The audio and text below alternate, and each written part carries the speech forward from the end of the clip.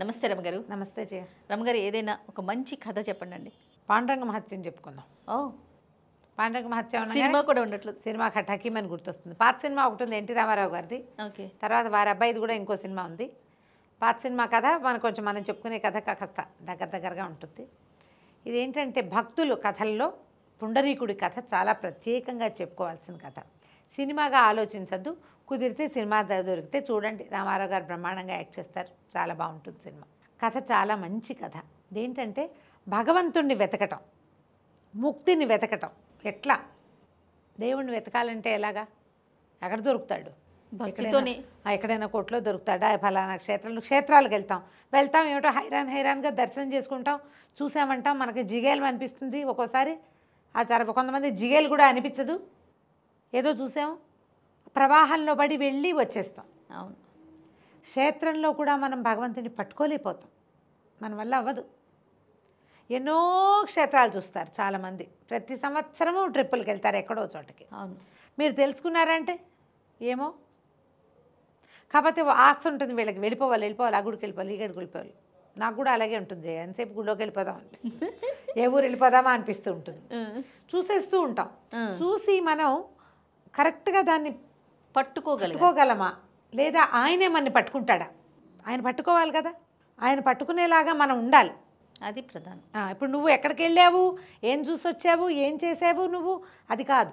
ఆ భగవంతుడనే బ్రహ్మ పదార్థం ఏదైతే ఉందో అది మనని పట్టుకునేలాగా మనం ఉండాలి. అది మనని పట్టుకోవాలంటే ఏం చేయాలి? ఎంత అత్యద్భుతమైన గాథలు ఉన్నాయంటే అసలు భక్త విజయంలో కథలు బాగుంటాయి. ఓకే. ఈ పుండరీకుడి కథ కూడా భక్త విజయంలో కథే. ఇది మనం మామూలు కథగా వినేస్తే మామూలు కథే. తాత్విక దృష్టితోటి గనక వింటే, తత్వం తెలుసుకుంటే మహాద్భుతమైన కథగా కనిపిస్తుంది. పూర్వం ఈ మరాఠా దేశంలో, మహారాష్ట్రలో కథ అన్నమాట. ఒక వైష్ణవోత్తములైన భార్యాభర్త ఉండేవాళ్ళు. వాళ్ళకి చాలా లేటుగా వయసు పెద్దవాళ్ళు అయ్యాక ఒక కుమారుడు కలిగాడు. భలే అందమైన వాడట అబ్బాయి. లేక కలిగిన తావర మొగ్గలాగా ఉన్నటువంటి కుమారుడికి పుండరీకుడు అని పేరు పెట్టుకున్నారు. పుండరీకం అంటే తెల్లని తామర. ఆ తామర పువ్వు ఆ పేరు పెట్టుకున్నారు. పుండరీకుడు చాలా చక్కగా పెరిగాడు. అయితే ఏంటంటే కాస్త లేక పుట్టడం, ఏకైక సంతానము అది అయ్యేసరికల్లా కొంచెం ముద్దు ముచ్చట గారాభం, ఆడింది ఆట పాడింది పాట, కొంచెం అల్లరి చిల్లరగా చదువుకున్నాడు. చదువు లేకపోవటం లేదు, చదివేవాడు, కానీ అల్లరి మారము అవి ఎక్కువ ఉన్నాయి. సరే, ఒక అందాల సౌందర్య రాశి అయినటువంటి ఒక పిల్లాడు అందంగా ఉన్నాడుగా, పిల్లని చాలా అందంగా ఉన్న ఒక పిల్లని వెతికి ఆయనకి ఇచ్చి పెళ్లి చేశారు. అప్పట్లో ఏముంది, 8 ఏళ్ల పిల్లని 14 13 ఏళ్ల పిల్లవాడికి చేసేవాళ్ళు. పిల్లాడికి అల్లరి హెచ్చు మీరిపోతుంది, స్నేహాలు పెరుగుతున్నాయని పెళ్లి చేశారు. ఈ పిల్ల కాపురానికి వచ్చింది. ఈయనకి స్నేహాలు పెరిగినాయి, కాపురం. ఈ మహాద్భుత సౌందర్యవత అయిన భార్య వెనకాల పడి ఆయన అమ్మా నాన్నని పట్టించుకునేవాడు కాదు. మెల్లిగా స్నేహాలు, దాంతో వ్యసనపరత్వము, నీ అంత అందగాడు లేడంటము ప్రతి వాళ్ళు, ఆ ఆటపాట పెచ్చు పెరిగిపోయినాయి. ఇక చదువు, సంధ్య, ఇంట్లో ఉన్న పూజా విధానము, వీళ్ళకేదో వైష్ణవులు కదా, వాళ్ళకేదో మార్గాలు చేసుకుంటారు, ఏవో ఉంటాయి పాపం. ఏం పెద్ద చేసేవాడు కాదు, ఏదో ప్రసాదం తినేవాడు తప్ప అనుష్ఠానంగా ఏదీ లేదు. తను నిత్యంగా నైమిత్తికంగా ఆచరించవలసినటువంటి వ్యవహారాలు ఏవీ లేవు, చేసేవాడు కాదు. భార్యా వ్యామోహం, వ్యసన పరత్వం, 2 సమస్యలు. అయితే కొంతకాలం తర్వాతట ఇతను కాశీ ప్రయాణం వెళ్దామనుకున్నారు. స్నేహితులంతా మేము అక్కడికి వెళ్తాం ఇక్కడికి వెళ్తాం అంటే, భార్య అంతా అందరూ తలా చోటికి పోతున్నారు, మనము పోదాం ఎక్కడికైనా అంది. నిజానికి వీళ్ళు వైష్ణవులు. కాశీ ప్రయాణం ఎందుకు మొదలుపెట్టారో మరి మనకు తెలియదు. సరే, కాశీ వెళ్దామనుకున్నారు. విలాసయాత్రగా భావించారు దాన్ని, విహారయాత్ర. కాశీ తీర్థయాత్ర కాల వీళ్ళకి. అమ్మ నాన్న ఇద్దరు ముసలి వాళ్ళిద్దరిని ఇంట్లో వదిలిపెట్టారు. వాళ్ళకి తోడు కోడలు కూడా లేకుండా కోడల్ని కూడా తీసుకుని బయలుదేరాడు. ఇద్దరు భార్యాభర్త కులాసాగా కాలక్షేపం చేస్తూ మధ్య మధ్యలో ఆగుతూ వెళ్తుంటే వీళ్ళు కాశీకి ఇంకా కొంత దూరంలోనే విడిది చేశారు. ఓ తెల్లవారుజామున 3 గంటలకు అట్లా మెలకు వచ్చిందట అతనికి. అక్కడ ప్రాంతంలో ఏంటంటే ఇక నదీ తీర ప్రాంతాల్లో పక్షులు అవి నిద్ర లేచేస్తాయి, కిచకిచలాడిపోయి మెలకు వచ్చేస్తుంది. లేచాడు ఈయన. లేచి ఇంకా పోని మెలకు ఎలాగో వచ్చింది కదా అని, సరే ఆ పక్కన ఏదో నదీ తీరం ఏదో ఉంది, అది గంగా నదో కాదో మరి, మొత్తానికి ఏదో కనపడుతోంది. అటు దాకా వ్యాహ్యాళిలాగా నడిచాడు. సరే, కాశీకి ఇంకా ఎంత దూరం ఉంది, ఏ దారి పట్టాలో కనుక్కుందాం అనుకున్నాడు. ఈయన వెళ్తూ ఉంటే ఒక ఋష్యాశ్రమం లాంటి ఒక పర్ణశాల లాంటిది కనపడుతుంది. అక్కడ ఒక 3 స్త్రీలు పనిచేస్తున్నారు. వాకిళ్ళు ఊడుస్తున్నారు. ఒక ఆవిడ చెట్ల కింద కసుపు ఊడుస్తుంది, ఒక ఆవిడ నీళ్లు తీసుకొస్తుంది. మామూలుగానే ఈయన వ్యసనపరుడు, స్త్రీ వ్యామోహం ఉన్నవాడు కదా. ఈ వీళ్ళు కనపడుతున్న వాళ్ళు వెలిగిపోతున్నారు, భలే అందంగా ఉన్నారు. ఏమిటా అని దగ్గరికి వెళ్ళాడు. ఎవరా ఇంత పొద్దునే ఇంత లావణ్యవతులతో పనిచేయిస్తున్నారంటే దగ్గరికి వెళ్తుంటే ఇతను ఊహ మారిపోయింది.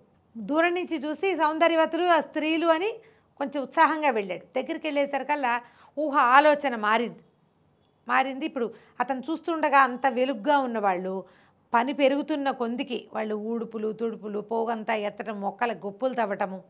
ఒక ఆవిడ పేడలో చేయి పెట్టి ఆ పర్ణశాల బయట భాగంతాన్ని ఇట్లా అలుకుతోందిట. అలికిన కొందికి చేయి మెరుస్తున్నట్టు కనపడుతోంది. ఇంకా వెలిగిపోతున్నారు వాళ్ళు. ఈయనకి అర్థం కాల. ఏమిటి ఏదో చిత్రంగా ఉందని వాళ్ళని అడిగారు. అడిగితే, అమ్మ ఎవరమ్మా మీరు ఇంత పొద్దున్నే పనిచేస్తున్నారు, ఈ ఋష్యాశ్రమం ఎవరిది, కాశీనగరం ఇక్కడికి ఎంత దూరం అడిగారు అని అడిగాడు. కాశీనగరం దవ్వునే ఉంది నాయన, ఇది కుకుట మహర్షి ఆశ్రమం, మేము వారిని సేవిస్తున్నామని చెప్పారు. మీరెవరమ్మా అన్నాడు. మేమా గంగా యమున సరస్వతులం మేము అని చెప్పారు ముగ్గురు. 3 నదులు, గంగా నది, యమునా నది, సరస్వతి నది. ఆశ్చర్యపోయాడు, దండం పెట్టాడమ్మా, మీరే పవిత్రతా తల్లులు కదా, పతివ్రతామ తల్లులు, అతిపతి పవిత్రతకి మారుపేర్లు. అవును, మీరొచ్చి ఇక్కడ పనిచేయటం ఏమిటమ్మా అని అడిగాడు. అడిగితే, నాయన భూలోకంలో ఉన్న పాపులందరూ మాలోనే మునిగి తమ పాప పంకిలాలంతా మా మీద వదిలిపెడతారు. వాళ్ళని పవిత్రులను చేయవలసిన బృహత్ కార్యక్రమం మాది. మాలో ఏర్పడిన పంకిలాన్ని తొలగించుకోవటం కోసం మేము ఈ మహర్షిని సేవిస్తాము. రోజు వచ్చి ఆయన దారిని ఆయన లోపల ఉంటాడు, వీళ్ళు బయట పనంతా చేసేసి వెళ్ళిపోతారు. బా, ప్రతిరోజు మాలోకి చేరినటువంటి పాపుల యొక్క మలినాన్ని మలినాన్ని మేము ఇట్లా తొలగించుకుంటాం అనేసరికి ఆయన దండం పెట్టాడు పుండరీకుడు. అమ్మ ఎంత మహానుభావుడమ్మా, ఈయన ఎవరమ్మా అంటే ఈయన కుక్కుట మహర్షి. ఆయనకి తెలియదు మేము ఆయన్ని సేవిస్తామని. మా దారిని మేము సేవించుకుని వెళ్ళిపోతాం. ఏమంత అద్భుతమైన కార్యక్రమం చేశాడమ్మా, ఈయన ఏమైనా తపస్శాల, అంత గొప్పవాడా, నేను మా ప్రాంతంలో ఈయన పేరు వినలేదమ్మా అంటే, ఈయన తపస్శాలే, భాగ్యశాలి కూడా నాయన, ఆయన ఏం చేస్తాడో ఆయన్నే అడుగు నువ్వని వీళ్ళు ముగ్గురు వెళ్ళిపోయారు. ఈయన వీళ్ళ ముగ్గురిని చూసి చూసి చూసి కళ్ళు మెరుమిట్లు కలిసిపోతున్నాయి, అసలు చాలా మెరిసిపోతున్నారు. ఈయన లోపలికి వెళ్ళాడు. వెళ్తే ఆ ఆశ్రమంలో ఒక ఆయన కూర్చుని, ఒక ముసలావిడ నిద్రపోతుంటే కాళ్ళు పడుతున్నాడు. ముసలివాళ్ళు ఇద్దరు నిద్రపోతున్నారు. ఇంకొక ఆయన జటలు అవి ఉన్నాయి, నెత్తి మీద ముడేసుకున్నాడు, కాస్త గడ్డం అది ఉంది, కొంచెం గడ్డం నెరిసింది. పడుకున్న వాళ్ళు మరీ కడువృద్ధులు, కాళ్ళు పడుతున్నాడు. పడుతుండేసరికల్లా ఈయన వెళ్ళి తలుపు తోసుకెళ్ళాడు. అయ్యా కుకుట మహర్షి ఎవరండి? నేనే నాయన అన్నాడు. మీరెంత మహానుభావులయ్యా, గంగా యమున నది సరస్వతులు, గంగా యమున సరస్వతి నదులు వచ్చి మిమ్మల్ని సేవిస్తున్నాయి. స్వరూపాలతో వచ్చి గంగాదేవి యమునాదేవి మిమ్మల్ని సేవిస్తున్నారు. మీరేం చేస్తారు మహానుభావ, అదేమిటో నాకు కూడా తెలియజేయండి అన్నాడు. నేనేమి పూజలు వ్రతాలు హోమాలు గీమాలు చేయను ఆయన, తపస్శాలిని కూడా కాదు, మా అమ్మ నాన్నని సేవించుకుంటాను అంతే. నేను వేదవాక్యం ఏం చెప్పింది, మాతృదేవో భవ పితృదేవో భవ అంది. మా అమ్మ నాన్న వృద్ధులు, వీళ్ళని సేవించుకుంటా, వీళ్ళకి కావాల్సింది చూస్తాను, వాళ్ళతో పాటే ఉంటాను అంతేనన్నాడు. కాంతిపోయాడు తను. ఏమిటి వాళ్ళ అమ్మా నాన్నకి, సొంత అమ్మా నాన్నకి అన్నం పెట్టి కాళ్ళు పీసుకి సేవిస్తే గంగా యమున సరస్వతి వచ్చి వాకిళ్ళు ఊడుస్తారా? అంత పుణ్యం లభిస్తుందా? చాలా ఆశ్చర్యపడతాను, కలుక్కుమన్నట్టు గుర్తొచ్చింది. వాళ్ళ అమ్మా నాన్న ఎంత వృద్ధులో, తను ఎట్లా వాళ్ళని వదిలిపెట్టేసి వాళ్ళు నిత్యమాచరించే అనుష్ఠానం తండ్రి తర్వాత చేయవలసింది కొడుకుదే కదా. అవును, ఏవీ చేయకుండా నేను ఇక్కడ ఇట్లా భార్యతో కలిసి ఇలా విహారయాత్రకు వచ్చాను, చీచీ అనిపించింది. మెల్లిగా బయటికి వెళ్ళిపోయాడు. భార్యను కాశీలో దర్శనం చేసుకుని భార్యను తీసుకుని వెళ్ళిపోయాడు. కాశీ దర్శనం కూడా చేయలేదని చెప్తారు కథలో. అయితే కాశీ ఎందుకు ఆయన చెప్పాడు కుక్కుట మహర్షి, నేనే కాశీ ప్రయాగ తీర్థం యాత్ర అవి నేనేం చేయాలి అడిగాడు పుండ్రీకుడు. తీర్థయాత్రలు చేశారా మీరు, హిమాలయాలకు వెళ్ళారా, మానసరోవర్ యాత్ర చేశారా, కాశీని రోజు దర్శిస్తారంటే కాశీ ఎక్కడుందో కూడా నాకు తెలియదు అని అడిగిన. వీళ్ళని సేవించడమే నా పరమోత్కృష్ట ధర్మం, ఇంకేం లేదు నాకు. వెనక్కి వెళ్ళిపోయి వాళ్ళ అమ్మా నాన్నని సేవించడం మొదలుపెట్టాడు. భార్య కూడా బుద్ధి తెచ్చుకుంది, అమ్మా నాన్న సేవ చేసుకునేవాడు. ప్రతిరోజు అతను అమ్మా నాన్న సేవ చేయటం, వాళ్ళ ఇంట్లో ఉన్న అనుష్ఠానం, తండ్రి ఆచరించిన అనుష్ఠానాన్ని అతను కూడా శ్రద్ధగా నేర్చుకుని సేవాకాలం చేసేవాడు. చక్కగా వాళ్ళకి చాలా పెద్ద ఇల్లు లోగిలి ఒక విష్ణువాలయాన్ని కట్టుకున్నాడట. వాళ్ళ నాన్న రోజు దర్శనం చేసుకోవడానికి, ఆయన దర్శనానికి వెళ్ళలేకపోయేవాడు గుళ్ళోకి, అందుకని ఇంట్లోనే ఒక పక్కగా ఒక విష్ణువాలయాన్ని కట్టాడు. తర్వాత అమ్మ నాన్న సేవ చేసుకున్నాడు, స్వామివారిని సేవించి వీళ్ళని సేవ చేసుకునేవాడు. ఒకనాడు రాత్రి సాయంకాలం వెళ్ళనే చెప్తారు, కృష్ణుడు వచ్చాడట ఈయన కోసం ఇంటికి వచ్చి పిలిచాడు. పుండరీక, నేను కృష్ణుడిని రమ్మన్నట్ట బయటికి. స్వామి నువ్వు నా కోసం వచ్చావు, చాలా సంతోషం, మా అమ్మ నాన్న కాళ్ళు పెడుతున్నాడు, మా నాన్నకి ఉండమన్నట్టు. కృష్ణుడిని మా నాన్న నిద్రపోయేదాకా ఆయన కాళ్ళు పిసకాలి, పెద్దవాడు కదా, పెద్దవాడు కాళ్ళు పిసకాలి, ఆయన నిద్రపోయాక వస్తాను ఉండమన్నట్ట. ఇది ఎండలో అని చెప్తారు, సాయంకాలం అంటున్నా కానీ ఎండ, కాళ్ళు కాలుతున్నాయి నాకు అని చెప్పాడు కృష్ణుడు. కాళ్ళు కాలుతున్నాయి, ఇక్కడ ఎలా నుంచోమంటావు అంటే, సరే అయితే ఉండని ఆ పక్కనున్న ఒక ఇటుకని తీసి ఇట్లా బయటికి విసిరాడు.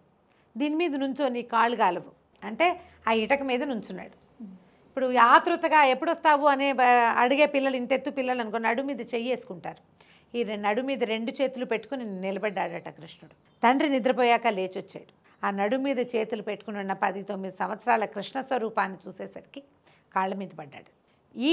ఇటుక మీద నుంచున్నాడు కాబట్టి విఠలుడు అంటారు ఆయన్ని. విఠల, పాండురంగ విఠల చెప్తామా, విఠలుడు ఆయన ఆ స్వరూపం అది. నడు మీద చేతులు పెట్టుకుని ఆ ఇటుకరాయి మీద నిలబడి ఉన్నాడు కృష్ణుడు. బొందితో అతనికి వైకుంఠం లభించిందట పుండరీకుడికి. ఈ పుండరీకుడిని కాంచటానికంటే అతన్ని ఇచ్చేయటానికి వచ్చిన రంగడే పాండురంగడయ్యాడు. ఇటక మీద నుండి ఉంచున్నాడు కాబట్టి పాండురంగ విఠలుడు. ఆ విఠల అంటే ఇటక మీద నుంచున్న భగవంతుడు, నిలబడి నుంచున్నట్ట. ఎంత అద్భుతం కదా రమ్మగారు. ఇప్పుడు మనం ఏ క్రియ చేయాలో అది మానకూడదు. మనకు భగవంతుడు పెట్టిన ఒక బాధ్యత ఉంది. మనం ఒకళ్ళకి సంతానంగా జన్మించాం. ఎవరి ఎందు జన్మించామో వాళ్ళని కడతీర్చటమే మన యొక్క ప్రధాన కర్తవ్యం. నువ్వు గుళ్ళోకి వెళ్తావా, ప్రార్థన చేస్తావా, పూజ చేస్తావా, అక్కడ ఏదో వింటావా, ప్రవచనం వింటావా, నీ ప్రవచనాలు నీకు ఏ ప్రయోజనాన్ని కలిగించవు. నువ్వు చేయవలసిన విధిని వదిలిపెట్టిన వాడు భగవంతుడిని పట్టుకోలేడు. ఎవడు దేవుణ్ణి పట్టుకోగలుగుతాడు? తన బాధ్యతని సరిగ్గా విధిని నిర్వహణ చేసిన వాడే భగవంతుడిని పట్టుకోగలుగుతాడు. వాడిని దేవుడే పట్టుకుంటాడు, భగవంతుడే వాడిని పట్టుకుంటాడు, అంతే. ఆయన విడిచిపెట్టాడు, ఆయన వదలకుండా ఉండాలంటే నువ్వు విధిని వదలకూడదు. వీళ్ళని వదిలేసి నువ్వు కాశీ రామేశ్వరం వెళ్ళు, ప్రయోజనం లేదు, ఏ ప్రయోజనమూ లేదు. అందుకని నువ్వు భగవంతుడిని ఎక్కడ వెతకాలంటే నువ్వు నిలబడ్డ చోటే వెతకాలి.